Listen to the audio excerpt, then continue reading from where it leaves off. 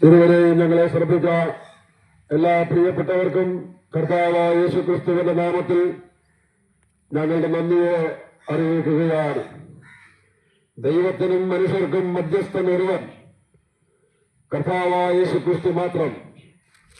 ദൈവത്തിനും മനുഷ്യർക്കും മധ്യസ്ഥനായിട്ടൊരുവൻ, മനുഷ്യനായിത്തീർന്ന ക്രിസ്തു തന്നെ എന്ന തിരുവെഴുത്ത് നമ്മെ ഓർപ്പിക്കുകയാണ്.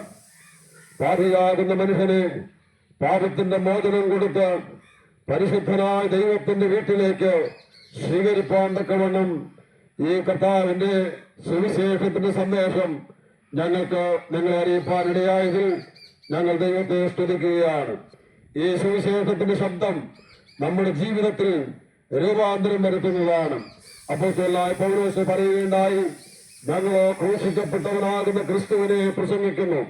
യേശു ക്രിസ്തുവിന്റെ ക്രൂശിന്റെ സന്ദേശം മനുഷ്യ ജീവിതത്തിന് പാപമോചനം നൽകി, പാപത്തിന്റെ പരിഹാരം നൽകി, മനുഷ്യ ജീവിതത്തില് പരിശുദ്ധനായ ദൈവത്തോട് ബന്ധം പുലർത്തുവാൻ ഇടയായി തീരും.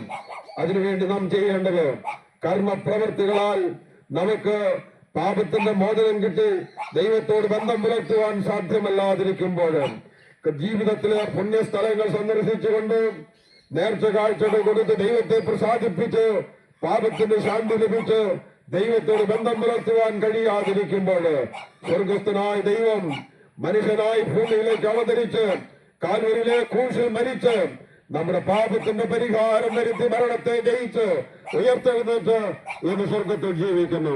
ഈ കർത്താവിനെ വ്യക്തിപരമായി വിശ്വസിക്കുക.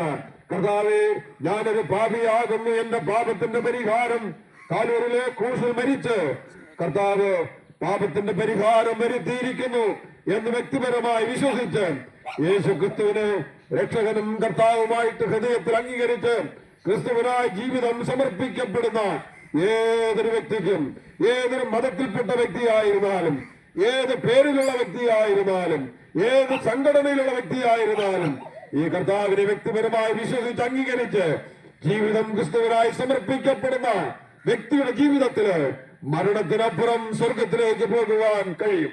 ഇതല്ലാതെ മറ്റൊരു വഴിയുമില്ല എന്നുള്ളത് ഞങ്ങൾ ഉറക്കെ പ്രഖ്യാപിച്ചുകൊണ്ട് ഞങ്ങളുടെ വാക്കുകളെ ഇവിടെ അവസാനിപ്പിക്കുകയാണ്.